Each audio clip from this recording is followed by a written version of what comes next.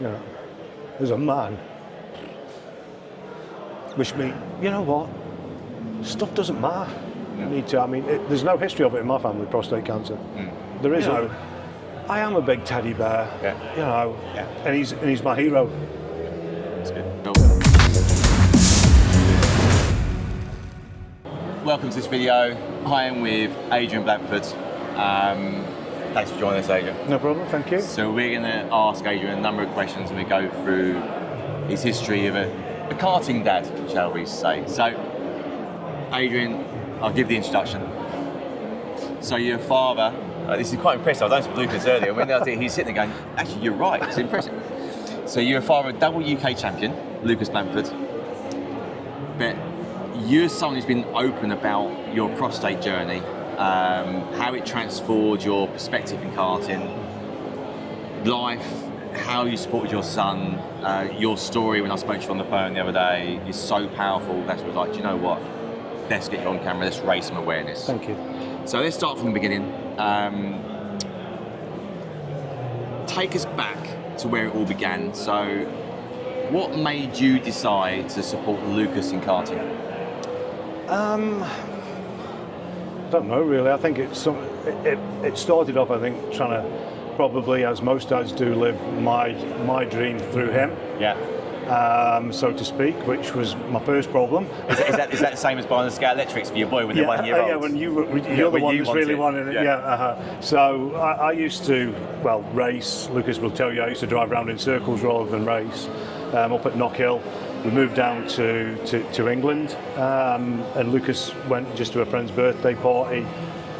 Went round, said he enjoyed it with Stu Stratton at Stu Stratton's track. Said he enjoyed it. And here we are. I think that was 2019 when he first got in one. Said that he'd like to continue it, and here we are. And now you're here now. Yeah. So when you first started, did you realise how intense and how all-consuming this world would become once you get into it? No. I did not, to be truthful with you, because going back to what I did it was once a month, so it wasn't really that time consuming. When we got into this, it became pretty quick and abrupt that, wow, this is really major, even at the level where we kind of started at, right down at grassroots. I didn't realise what it was going to entail, and I didn't realise how it was going to affect my life, Lucas's life, my wife. I've got two other kids as well. How it would affect us as a family, because it is a lifestyle. It becomes a lifestyle. It does. It takes over your life. It does. Yeah. You're at the table. You're talking about it. Yeah. You're in the car. You're talking about it. Yeah. On the Sunday when you're not on the racetrack, you're watching Alpha Live, watching other people race. Definitely. And even when Lucas isn't there, me and the wife talk about it. Yeah. So it is a lifestyle. It does consume you as a person. It does. So you've seen karting now from every angle.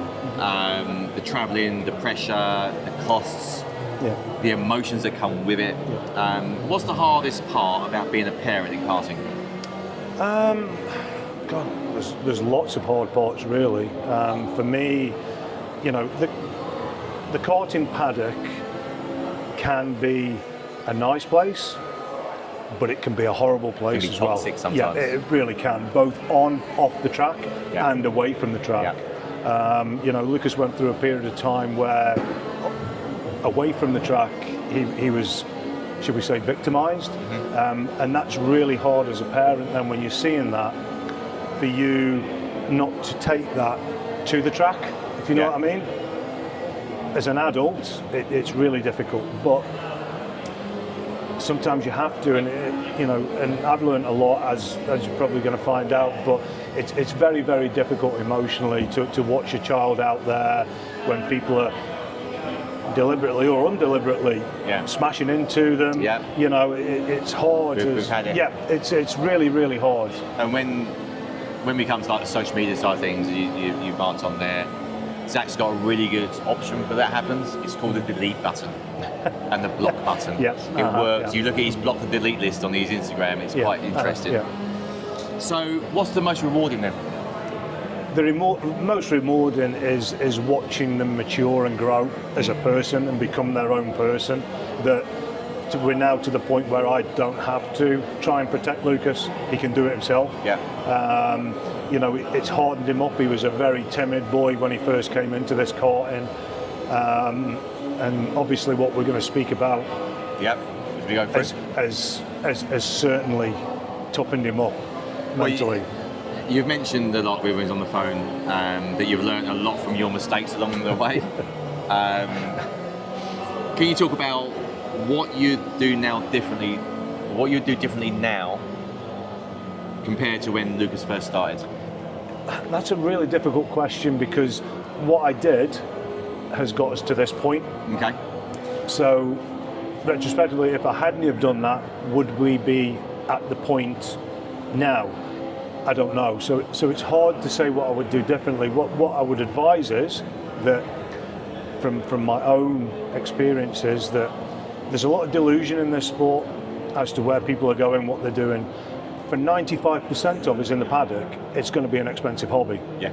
And it's as simple as that.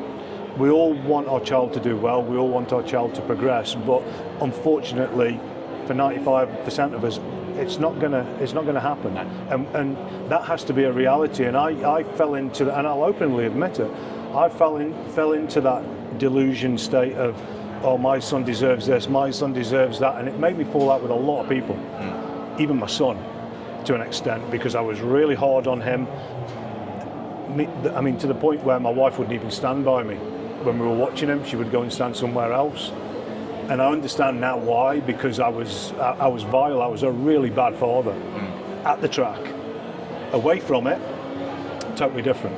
But I'm old enough and ugly enough to say, you know what, I was wrong in the way that I approached Lucas, and you know, one mistake and You're in. and then he would know that was going to happen. Yeah. So that would then make him make another mistake, and before you know it, he's drove himself backwards because of what was going to happen when he came into Port Ferme. It's a really good point. You've seen it on track. I've seen it on track. Yeah. You see the parents, you know, pushing their kids too hard, having a go, having doing this and shouting and swearing. You know, racial respect. Yeah. You know, that includes parents. Yeah. Oh, it definitely does. Yeah. You know, Totally massively, agree. and also it puts that pressure on those kids. Yeah. They've got enough pressure as it is. Yeah, they're on track. And they're not trying to make mistakes. No. They're just trying to drive. And ultimately, we made the decision to put them on track. I wouldn't drive at 75 mile an hour and inch off the ground. No, either would I. Whenever I get in the car, I just break a rib. And it got that bad that I've spent this year, at the start of the year, I spent more time apologising to people around the track, going, sorry for the past couple of years, sorry for the past couple of years. And it's a good friend of mine said when we were with X-Car, you're Lucas's biggest problem. And it took me a while, but he was the first person I went up to and apologised and went, you know what, you were right. Yeah. And he is, because people don't want me in the awning. No. They would take Lucas, but they won't take me. Won't take that. But it was because I wanted the best for him, and I still do, but I would show it in the wrong way, both to the people in the awning and to Lucas. Yeah. Now I still show it, but I do it in a different way, in a calm. It was an interview that Jason Plato did when he was talking about his mental state and all that sort of stuff. And it's true what he said. In motorsport, there is no room for emotion. No. You can't have it on track and you can't have it off track. And the problem is that I used to bring mine on track, to track. And then what happened on track would make it even worse, you know. But would I change anything? It's a really, many people have, it's difficult because I don't know whether Lucas would be where he is now. You know, to some, he's not done a great deal, but to me, in where we are in the karting life and what we can afford to do without affecting, because people do go over the top and cause problems, but you know, I don't know. Phenomenally well, you know. Yeah. So, at what point did it really hit you that Lucas had the potential to go all the way, and how did that change things as you as a dad? It was Stu Stratton when he was teaching Lucas, because Lucas said he wanted to do it, so we then went and started doing some nighttime coaching at Mr. Karting's old place and it was Stu that said, he's good, and he kind of guided us. And gave us the foundation, gave Lucas the foundation. We've now done the same with Ollie, his younger brother, the same approach. But it was then, and Lucas, when he first started in Honda, we threw him straight in at the deep end. 2020 was COVID year, so there wasn't a lot of racing that went on there. We probably did 3 or 4 months in that year, something like that. We started after COVID. Right, okay. Yeah, we missed that point. So initially, he went into Honda Cadet 160 in 2021. We did a little bit. We did Darren's when it was the kind of BKC. Yeah. We did the Winter Cup at Wilton Mill. That was his first ever race on pulled engines. Then it was. 2020, I would say, was just a done year, really. You probably had 3 or 4 months, but 2021 we threw him into the British in probably the most competitive Honda 160 grid that you'll ever grid, find. You've got Junglin, you've got Joshua Graham, you've got so many names in there. It was unbelievable, and we did it as a privateer, which is impressive. So you've spoken openly now about the pressures. You feel trying to do the best for our kids. We all do it. We're the same as Zach. We just want to do well. Yeah. What would you say to parents watching this right now who might be struggling with the same sort of things? Mm-hmm. What would you say to them? I would just say, let the driver drive free. It's hard enough out there as it is. I wouldn't like to do it. I wouldn't like going to PFI into that bridge at 70 odd mile an hour with 34 lunatics round about me as well, an inch away from each other. I don't know how they do it. No, either do I. I can tell him how to drive, but I can't even do that. So I just put the wheels on. Yeah, I'm very good at that, but I couldn't do it myself. I don't mind. I went in a corporate car at Rowra and I screamed the whole way around. But I would just say, let them be free. Don't be let it. I think people try and rush the process too much, and that's the biggest problem, because it then puts pressure on you as a parent. One thing we've done quite early is when I saw Zach was doing okay, he was a good little driver, and I was putting pressure on him, going, "Hey, do this, do that." So I went on track with him. Yeah. So we went to local Baker Meadows. Mm-hmm. He went in a hire car. I went in a hire car, and I thought, I'm going to do you. How many times did he lap you? Quite a lot. Yeah, all right. Lucas is the same. I'm going into the corner going, at which point he just goes, and I'm like, how on earth have you done that? So for parents, I recommend that. If you think you're better than your kid driving, go on track with them. I totally agree with you, because that would basically stop it straight away. It would. All right, okay. But I would just say let them be free. Let them just learn. Don't rush the process. Don't try and get them through. People are wanting to go to the British, to the UK far too early. Yeah, don't rush. Don't rush the process. Just let it happen naturally. You'll know when they're ready.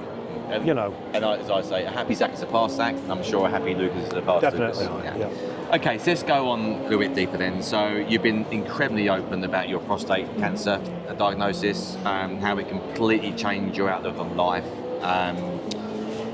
It's going to get me emotional. This I can see it in your eyes as well. Yeah.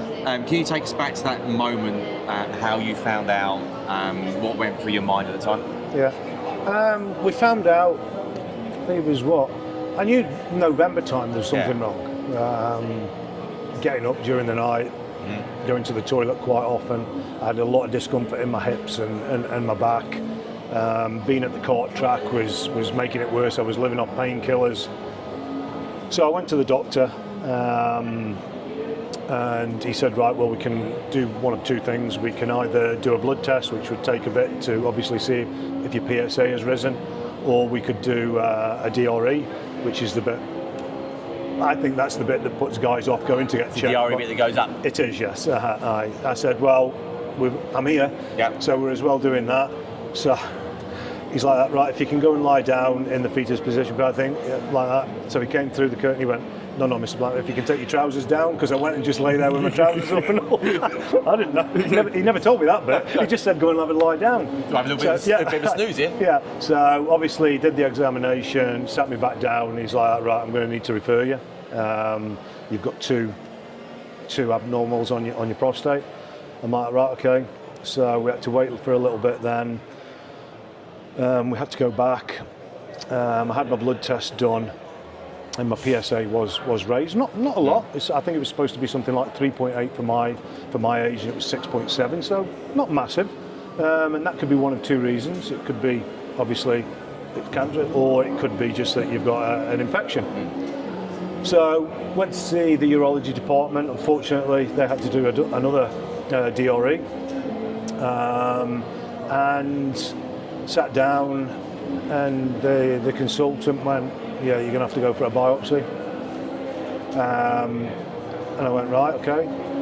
And he says, this was a fast track. It was all over Christmas, which was just, we didn't tell the kids at this point. It was just me and the wife. And that was horrendous. It really was. I can imagine. Just waiting, Just waiting for that yes or no. So I went for an MRI first, and they confirmed that, there's a very high probability. And then I went for the biopsy. But in November and October, November time, I went for a ADHD. What's diagnosis, that? ADHD. Oh, ADHD, yeah. For a diagnosis. I was diagnosed with it, with adult, and then because of that we started talking about other things, which I've openly said on social media as well. I was sexually abused when I was 10, when I was on a holiday, which is something that I kept with me all my life. Carrying it. And people will probably register with this, like why I was like I was around the paddock, because that day I made a promise to myself that I'll never be attacked again. I will always attack before I'm attacked, and that was the case in the paddock. Before anybody came for me, I always went for them, and that's how I grew up. Never told my wife either, until my wife only knew 2 years ago. Right.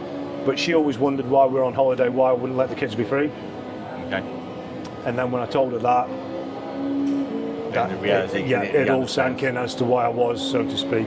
And talking about that actually relieved so much stress off me. Just getting that burden out. So anyway, that was done. Obviously, in January, I went for a biopsy, and it was a local anaesthetic biopsy. And obviously, the way they do a biopsy is it's quite. Yeah. But I couldn't do it because of the vulnerable position that you had to be in, and I just melted. I had a meltdown. So we then had to rearrange, which was even longer, to go and have one under anaesthesia. We had that, then we came back, and basically it was a grade 3, which means it had come out of the prostate. And there was then 2 options: surgery or radiotherapy. Both have got their side effects and their risks. And we went to see the consultant at Coventry, and when he said that we're going to have to take all your nerves away, as a man, which means I lost the function as a male.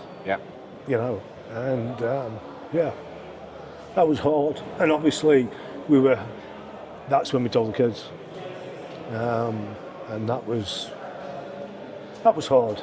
It's been a journey. I think it's been a journey. Emma's coming in with tissues. I know, thank you.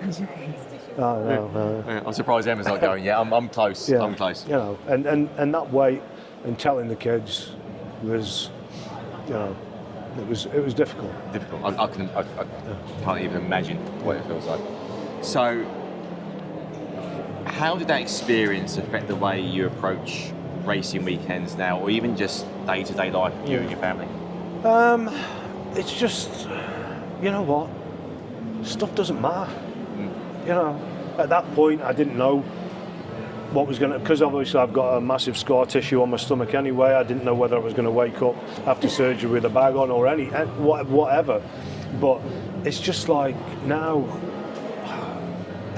every day is like a life lottery, you know, even now, you know, because we're waiting to find out whether it's totally, I'm not clear at the minute, but we have to go on test for the next 5 years. Yeah. And it just changed my whole outlook on everything that, you know what, I'm here, I'm breathing, and my boys driving around. Winning. Yeah, you know, but at that point, obviously we were just coming into the two championships. And yeah, it's just like... You can't change what happened yesterday. No. But you can always look forward to it. Yeah, and like I say, if anyone's watching this and I've shouted at you, I'm really sorry. I'm really sorry. You know, I didn't mean it. I am nice, really. So, you know, there'd be a lot of parents and spectators, you know, watching this, whether you watch on live or you're going to be watching on YouTube. Dads, granddads, uncles, you know, we are typical board men, aren't we? Yeah. Who might not think much about their own health. Yeah. What would you say to them about the importance of getting checked? Oh, 100%. You need to. I mean, there's no history of it in my family, prostate cancer. There is others, but not prostate cancer. Now I have that burden of that there's a possibility that my sons may get it when they're older. But, you know, for any dad out there, go and get a blood test. It doesn't need to be the DRA, which puts every man off, really. Well, not every man, but you know what I mean. Go and get a blood test. They can do it from that. You can get it from private clinics that cost you about £45. You don't have to go, because the NHS don't really do it until you go with symptoms, so to speak. So for me, it would be, you know, get yourself checked out, go and get a blood test. Yeah. And that sort of thing, and maybe once a year. You don't, you know, anybody I would say over the age of 45, you know, go and get it done. It's £45. It's a nice general health check anyway, because as guys we've got all, you know, I'm probably one of the biggest alpha males about. Now I'm not, but I was, and this whole process has taught me, you know, you don't know, and it's a silent creeper upper. It just creeps up on you. I know where Emma's going to be taking me after this interview next week. I know where it's going. I know. I can see in her face going, "You are getting checked." Yeah. Well, you can just go online and just I get one sent to me as well. You know, you can, if you just put up PSA blood checks, then many places will come up. You know what I mean? So, I know you mentioned it. I think as men we are reluctant to talk about these sort of things. Massively. You know, they're frightened to go to their GPs. I only go to my GP if I really have to. You know, I will deal with pain, I'll deal with this. It's only when you get to a certain point and you go, I've really got to sort that out. And that needs to change quite clearly. It definitely does. I think, you know, as a guy that we need to go and look after ourselves. I mean, even from the point, you know, me and Jill had a big argument when I got my surgery date, because Lucas got a chance to go to Italy and drive for Drake Motorsport, and I actually put the surgery off because it fell on the same day as that. And then Jill went no, so I had to rearrange it, because, you know, it was like when I went and saw the consultant for the surgery, I said, well, it needs to be after this certain time, because the most important thing to me at that time was Lucas's exams, because he was going through his exams as well. And hence the reason why, when we went to PFI, that was really emotional, because that was the last one before my surgery. Right. You know, and like I say, we have to go up, because this does creep up on you. It really does. I've always been fit, I've always been active, but this, you know, I can't explain how much it's before it's too late. Because if it's caught in time, you're fine. Yeah. But if it's not, then you're not. You know. So, you know, if you could send one message to the men out there, yes, we're all terrible, particularly in motorsport, where it's so easy to ignore our health, as you said, because we're always busy, we're always on track. What would that message be? It would be go and get a blood test and get yourself sorted before it is too late, because, like I've said, if you catch it in time, you know, it is a slow cancer at the end of the day. It's not a fast one, but it's 100% curable if you get it on time, which is important. And then let's turn it on its head. What advice do you give to families, partners, friends, you know, who might be trying to encourage, you know, the men in their lives to go and get checked? What advice do you give to them? it's hard. Just to keep on saying to him, and maybe even get the blood test yourself. You know, you don't have to just get it and then put it down. All it is a pinprick in your hand, in your finger. Yeah, that's all it is. It's just a little pinprick, and then you put it in a bottle. You know, I think there was a video put up on Lucas's socials on how to do it from where we got it from, and it's a 10-minute thing. That's all it is. I'm gonna get mine done. Yeah.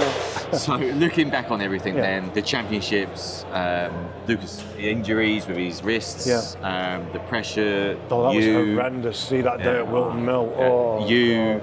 The wins. What's the biggest thing you've learned about yourself? That I'm not a pain in the arse. I don't know that. You know, I am a big teddy bear. Yeah. You know, really and truthfully, and you know that I don't also have to embark on this wrath on Lucas to drive well. You know, Lucas has matured well. He's very self-critical now, which is good. You know, we've started his own team for him. Lucas Blantford Racing. We talked about that. You know, he's very.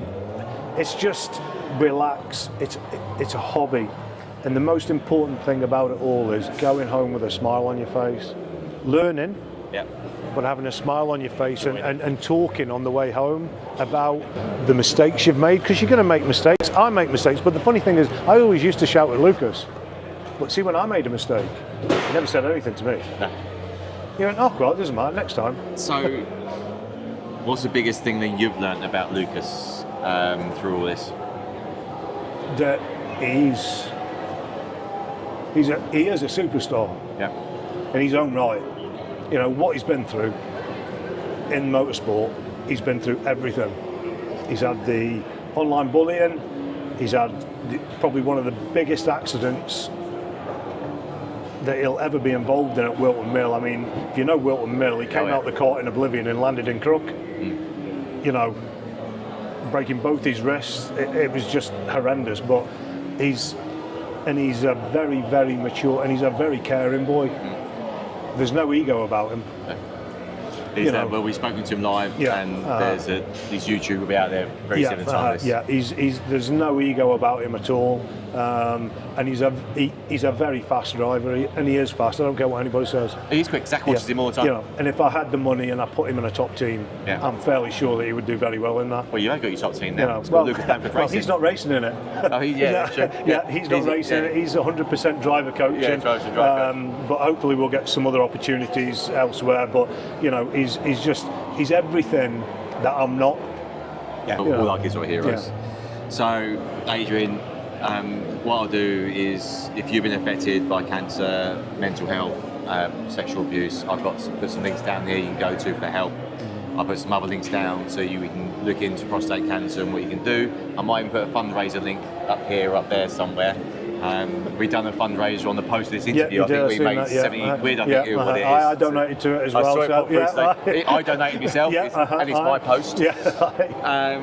So thank you for being so open about your story. And it's important to talk about it. Absolutely. For any of those issues, I think it's important for a man is to talk about it, no matter who it's to. If you want to talk to me. Whatever, but it is important, and it does help. It really does help. I mean, I've been a closed book for many years, and I'm a different person because I've spoke about it. So that's important, really, is to talk about anything. You know what I mean? Well, there you go.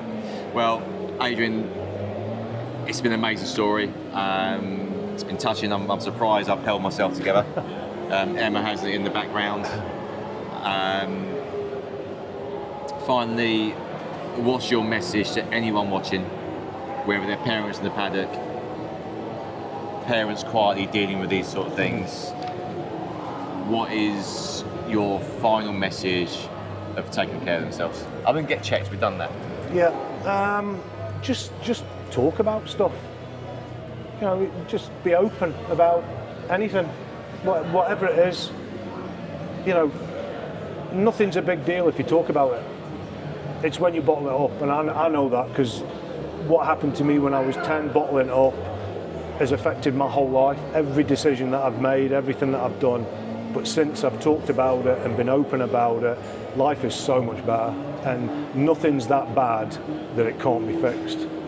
It really isn't, you know what I mean? And like I say, I'm open to anybody, anywhere, anytime. You know, if you want to talk about stuff, just if it's out, just talk about it, because that's the big thing. I'll come and find you on track this. No problem, anytime. Have a good old chit chat. Adrian, thank you. It's been an absolute privilege to sit down with you, share your story. Say the links are here. I'll put some in the description as well. Thank you so much. Have we got any questions on the chat? There's no questions on whether you wanted to give your racing a bit of a plug. Oh, why not? Well, you want to talk about Lucas Blantford Racing?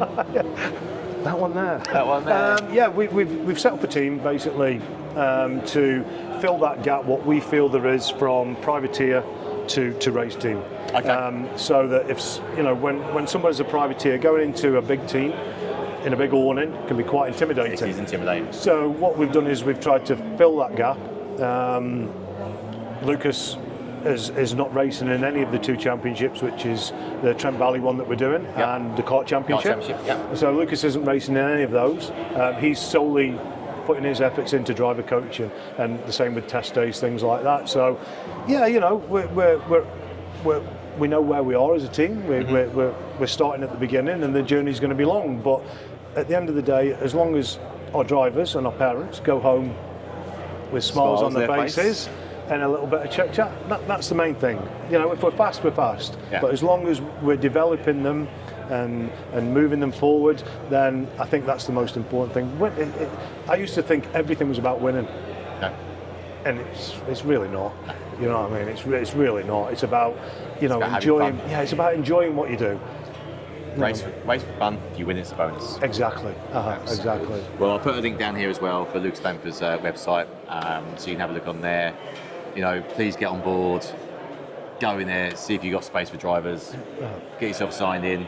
You know, you're going to be tutored by a young coach, which is good. And you know, when we spoke to Ronnie Smith yesterday, he said there's a mass hole of young coaches because that's what the kids want to hear. So you want to be coached by someone relevant. You want to be, someone relevant, who understands what's going on. Lucas, it's been an absolute pleasure with you. Thank you so much for your honesty. Please look at the links, look at the description. Thank you so much for watching.